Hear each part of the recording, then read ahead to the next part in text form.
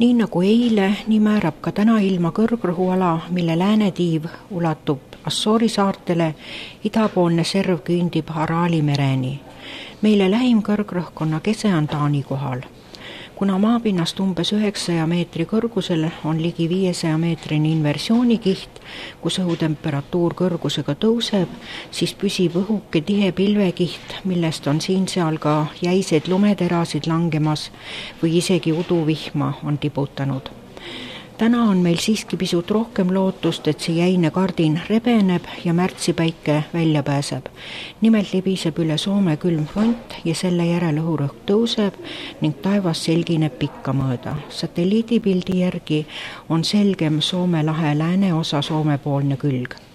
Hommikul on veel kohati udu ja jäidet, puhub läänekaare tuul 3–9 meetrit sekundis, rannikul hiiliti kuni 12 meetrit sekundis.